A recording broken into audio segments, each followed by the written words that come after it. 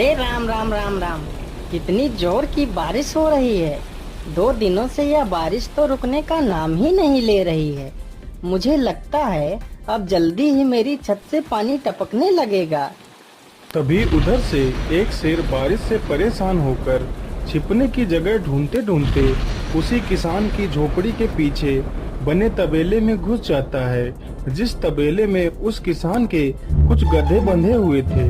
अंधेरा ज्यादा होने के कारण शेर गधों को देख नहीं पाता है और उन्हीं के बीच जाकर खड़ा हो जाता है।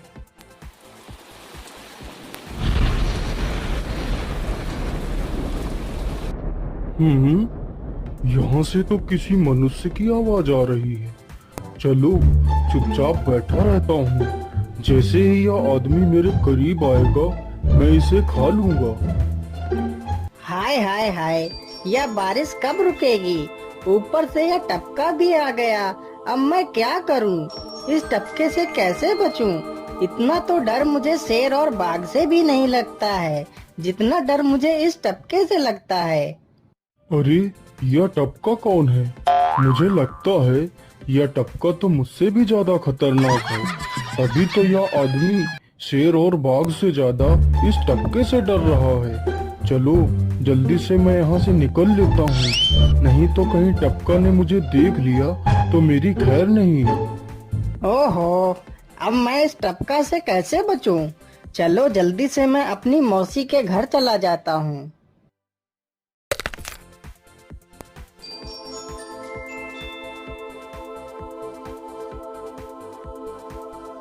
अरे चल चल गधे की औलाद, यहाँ पर छिपा हुआ बैठा है। अरे चल जल्दी। अरे ये क्या, जिसका डर था वही हुआ। यह टपका तो मुझ पर हावी हो गया।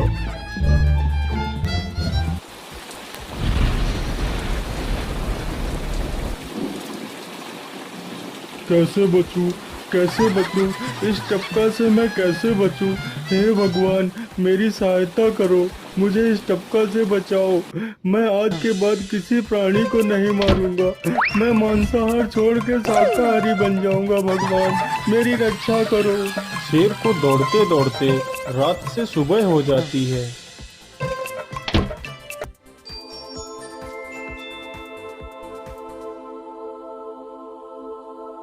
अरे देखो देखो, यह तो शेर की सवारी कर रहा है। अरे हाँ, सच में ये तो शेर की सवारी कर रहा है। इसे तो डर भी नहीं लगता है। अरे उधर तो देखो जरा, यह आदमी कितना बहादुर है। यह आदमी तो शेर की सवारी कर रहा है। जिस शेर को देखकर हमारी धोती आगे से गीली और पीछे से पीली हो जाती है, यह तो उसकी सवारी कर रहा है। ये गांव के लोग भी ना पागल हो गए हैं जो इस गधे को शेर। अरे बाप रे, यह तो सच में एक शेर है। हे भगवान मेरी रक्षा करो, शेर तो मुझे खा ही जाएगा। राम राम राम राम राम, अब क्या होगा? इस शेर से कैसे बचूं? अरे यह तो एक बरगद का पेड़ है। यही अच्छा मौका है, जल्दी से इस बरगद की जड़ पकड़कर ऊपर चढ़ जाता हूँ।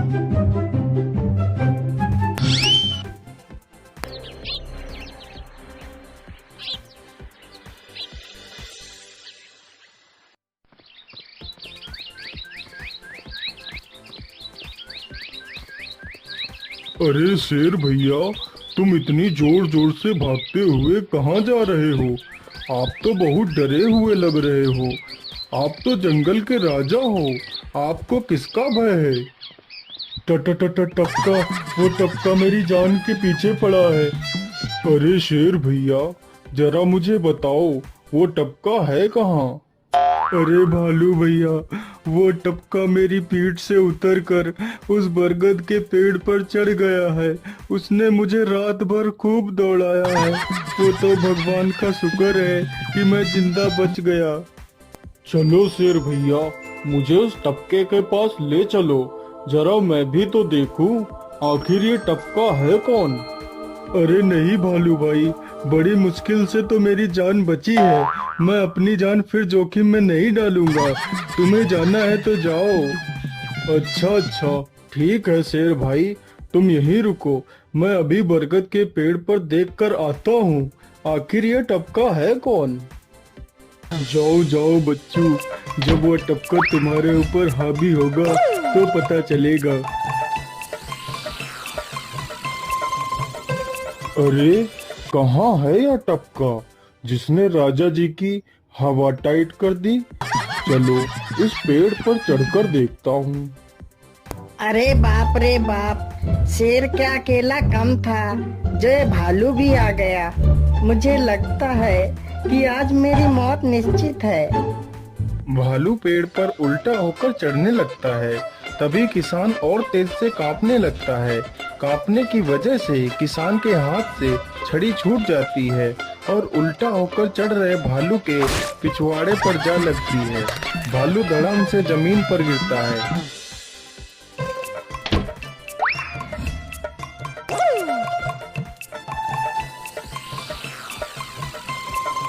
मुझे लगता है अब शेर और भालू दोनों भाग गए हैं। अब जल्दी से यहाँ से निकल लेता हूँ। सारे राज्य में यह बात फैल गई कि हरिया किसान बहुत ही बहादुर है और वह शेर की सवारी कर लेता है। धीरे धीरे यह बात राजा तक पहुँच गई।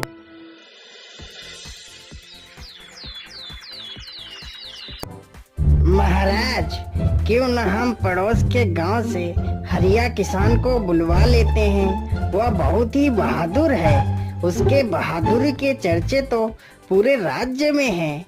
मुझे पूरा विश्वास है वह इस काम को जरूर कर सकता है। वह इस दुष्ट शेर को जरूर पकड़ लेगा। सैनिकों, हरिया किसान को आदर पूर्वक हमारे दरबार में पेश किया जाए। महाराज, आपने हमें याद किया। बताइए क्या बात है। मालिक, हमसे कोई भूल हो गई क्या मालिक? नहीं नहीं हरिया, तुमसे कोई गलती नहीं हुई है। यह कुछ लोग पड़ोस के गांव से आए हैं। इनका कहना है कि इनके गांव में कोई दुष्ट शेर आ गया है जो इनके पशुओं को उठाकर ले जाता है और उन्हें मारकर खा जाता है। हमने तुम्हारी बहादुरी के बहुत सारे किस्से सुने हैं। तुम बहुत ही बहादुर हो, इसलिए मैं तुम्हें उस शेर को पकड़ने की ये जिम्मेदारी सौंपता हूँ। अरे बाप रे बाप, उस बार तो मैं शेर के हाथों बच गया था, लेकिन इस बार मैं नहीं बचूंगा। अगर मैंने महाराज को सच सच बता दिया तो झूठ बोलने के जुर्म में मुझे फांसी पर ही चढ़ा देंगे। अरे हरिया, तुम मन ही मन क्या बड़बड़ा रहे हो? कुछ नहीं महाराज, कुछ नहीं। मैं सोच रहा था कि मैं शेर को कैसे पकड़ूं। ये लो हरिया, कुछ स्वर्ण मुद्राएं रख लो, ये तुम्हारे काम आएंगी। क्या करूं, कैसे पकड़ूं उस शेर को? ये महाराज ने भी मुझे कैसी दुविधा में डाल दिया है। क्या करूं, क्या करूं? हाँ, मिल गया। फिर हरिया बाजार से एक रस्सी और एक जाल तथा एक बकरी खरीद कर लाता है।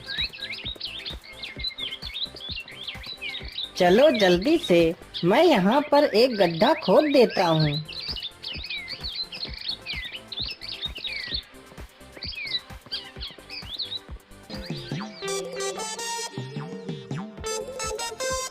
गड्ढा तो खोद दिया। चलो अब जल्दी से इस बकरी को रस्सी से बांध देता हूँ। हरिया ने बकरी को रस्सी से बांधकर गड्ढे में खड़ा कर दिया और जाल को लेकर पेड़ की डाल पर बैठ जाता है। थोड़ी ही देर बाद जब बकरी को भूख लगती है तो वह चिल्लाने लगती है।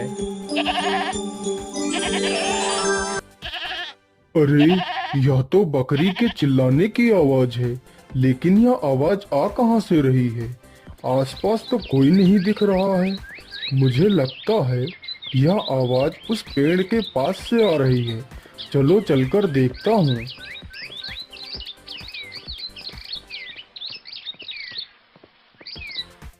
अरे वाह, आज तो शिकार मेरे पास खुद चलकर आ गया। शेर तुरंत ही बिना देर किए हुए गड्ढे में छलांग लगा देता है। तभी किसान तुरंत ही बकरी को ऊपर खींच लेता है और जाल को गड्ढे के ऊपर गिरा देता है। शेर गड्ढे में ही फंस जाता है।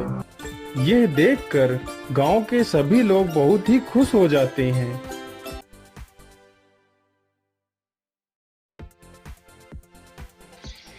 अनुराधा के पति का अचानक एक बीमारी से देहांत हो गया। 5 बेटियों की जिम्मेदारी अनुराधा पर आ गई। देख अनुराधा, अब हम तेरा और तेरी बेटियों का बोझ अब और नहीं उठा सकते। इन्हें ले और यहाँ से निकल जा। पर भाभी, मैं इन 5 को लेकर कहाँ जाऊंगी? मेरा कोई ठिकाना नहीं। माँ बापू भी गांव में चल बसे। इस घर से मेरी यादें जुड़ी हुई हैं। मैं इस घर में बहू बनकर आई थी। विनोद के जाने के बाद आप इतना क्यों बदल गई? बदलना पड़ा। हमारा दिमाग खराब नहीं है जो अपने पैरों पर खुद ही कुल्हाड़ी मार ले। अरे आने वाले समय में तेरी ये 5 बेटियां बड़ी होंगी तो तू तो इनकी शादी की जिम्मेदारी हमारे मत्थे मर देगी। चल निकल यहाँ से। रहम करो भाभी, इतनी रात में मैं अपनी बच्चियों को लेकर कहाँ जाऊंगी? ये ऐसा नहीं मानेगी। तू आगे से हट, इसे मैं धक्का देता हूँ। अनुराधा के जेठ जेठानी बड़ी क्रूरता से उसे उसकी बेटियों के साथ सड़क पर धक्का दे देते हैं। अब मैं इतनी रात में इन 5 को लेकर कहाँ जाऊँ? मेरी मदद करो प्रभु। अनुराधा अपनी 5 बेटियों का हाथ थामे रात के अंधेरे में सड़क पर चल रही थी। मम्मी, बहुत डर लग रहा है। अंधेरे में कुछ भी दिखाई नहीं दे रहा। चिंता मत करो, मैं तुम्हारे साथ हूँ ना, डरो नहीं। मम्मी, अब हम कहाँ जाएंगे? ताऊ जी ताई जी ने तो घर से निकाल दिया। मम्मी, बहुत प्यास लगी है, पानी पीना है। पूजा, तू इन चारों का ध्यान रख, हाथ पकड़ के रखना। मैं सामने नल से पानी भरकर लाती हूँ। अनुराधा अपनी बेटियों को सड़क के किनारे बिठाकर पानी लेने चली जाती है। तभी एक गुंडा अनुराधा के पास आता है और उसका हाथ पकड़ लेता है। क्या बात है, प्यास लगी है क्या? कहो तो हम बुझा दें। मेरा हाथ छोड़ो, मुझे छोड़ दो। ओए, जब वो कह रही है तो छोड़ क्यों नहीं देता? अबे तू इसका कौन है, हैं? जो बीच में टांग अड़ाने आ गया? मैं कोई भी हूँ, तुझे इससे क्या? लगता है तू ऐसे नहीं मानेगा। वो आदमी गुंडे को मारपीट कर वहाँ से भगा देता है। शुक्रिया भैया, आज आपने मेरी मदद की। इसमें शुक्रिया की कोई बात नहीं, ये तो मेरा फर्ज था बहन। अनुराधा अपनी बेटियों को लेकर जाने लगती है। तभी बहन, इतनी रात में तुम अकेली कहाँ जाओगी? यहीं पास में ही मेरी मौसी का घर है, रात वहाँ रुक जाना। बच्चियों के साथ अकेले रात में रहना खतरे से खाली नहीं। मम्मी, हम सबको भूख लगी है। चलो आओ, मौसी के घर चलते हैं, वहाँ सब पेट भर कर खाना। शुक्रिया भैया। वो आदमी अनुराधा और उसकी बेटियों को अपनी मौसी के घर ले जाता है। अरे आओ आओ बेटी, कितनी प्यारी और मासूम बच्चियां हैं। तुम्हारी कहानी सुनकर सचमुच मेरा भी दिल भर आया। कैसे निर्दयी लोगों की दुनिया बनती जा रही है। बेटी, तुम चिंता मत करो, तुम आराम से यहाँ जितने दिन चाहे रह सकती हो। मौसी जरा इधर आना, मैं कह रहा था बच्चियों को भूख। मौसी और वो आदमी बातें करने लगते हैं। कुछ देर बाद, माँ पानी पीना है, तुम यहीं पलंग पर बैठो, मैं लेकर आती हूँ। देखो मुन्नी भाई, बड़ी मुश्किल से ये चिड़िया और इसके चूजे हाथ में आए हैं। तुम्हारे तो दोनों हाथों में चांदी है, तुम अपनी दुकान आराम से चला सकती हो। बात तो तू ठीक कह रहा है, पर इसे शक तो नहीं हुआ ना कि ये कोठे पर लाई गई है और तू इसे और इसकी बेटियों को बेचने के लिए यहाँ लाए है? अरे नहीं मुन्नी भाई, बस अब तुम जल्दी से मेरे पैसे मुझे दो, मैं यहाँ से जाऊँ। हाँ, ये आदमी मुझे यहाँ बेचने लाए है। नहीं, मुझे यहाँ से भागना होगा। मैं अपनी बेटियों के साथ कुछ गलत नहीं होने दूंगी। अनुराधा कमरे में जाती है। चलो बच्चों, हम यहाँ नहीं रुकेंगे, वो दरवाजा खुला है, एक एक करके तुम सब वहाँ से बाहर जाओ, आराम से, वो अंकल देख न पाए। अनुराधा अपनी बेटियों के साथ चुपके से भागती है। तभी उस व्यक्ति की नजर उन पर पड़ जाती है और वो उन्हें पकड़ने के लिए दौड़ता है। मुन्नी भाई, हमें इन्हें पकड़ना होगा। हे ईश्वर, मेरी मदद करो प्रभु, भागो मेरी बच्चियों, और तेज, हमें इनके हाथ नहीं आना। तभी अनुराधा देखती है सामने हनुमान मंदिर है और वहाँ घंटियों की आवाज आ रही है। चलो बच्चों, जल्दी से हनुमान मंदिर में चलते हैं, वहाँ हमें कोई कुछ नहीं कहेगा। अब हम लोग इन्हें नहीं पकड़ सकते, ये हनुमान मंदिर में चली गई है। किसी ने हमें वहाँ देख लिया तो पुजारी और सब लोग हमें पुलिस को पकड़वा देंगे। कैसी किस्मत खराब है, इस सौदा भी हाथ से चला गया है। चलो वापस चलते हैं। हे बजरंग बली, आज आपने मेरी और मेरी बेटियों की जान बचाई, आप धन्य है प्रभु। बजरंग बली तो शरण में आए हर भक्त की मदद करते हैं, यहाँ तुम्हें डरने की कोई जरूरत नहीं है। पर बेटी, तुम इतनी घबराई हुई क्यों हो? अनुराधा पुजारी जी को अपनी सारी दुख भरी कहानी बताती है। बेटी, तुम चाहो तो इसी हनुमान मंदिर में रहकर प्रभु की सेवा करो, यहाँ तुम्हें किसी प्रकार का कोई डर नहीं। पुजारी जी की बात सुनकर अनुराधा को थोड़ी तसल्ली होती है। उस दिन से अनुराधा अपनी पांचों बेटियों के साथ हनुमान मंदिर में ही रहने लगी। अनुराधा और उसकी पांचों बेटियां हनुमान मंदिर की सेवा करती थी। वहाँ की साफ सफाई, देखभाल, ये सब अनुराधा ही संभालती थी। एक दिन अनुराधा ने पुजारी जी से कहा, पुजारी जी, मैं सोच रही थी मंदिर के बाहर ही फूल माला और पूजा की सामग्री बेचने का काम करके थोड़े पैसे कमा लूंगी, ताकि अपनी बेटियों को स्कूल में पढ़ा लिखा कर उनकी शादी कर सकूं।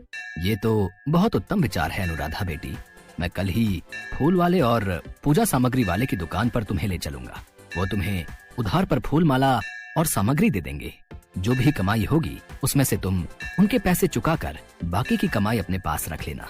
ऐसे ही धीरे धीरे तुम्हारा काम शुरू हो जाएगा।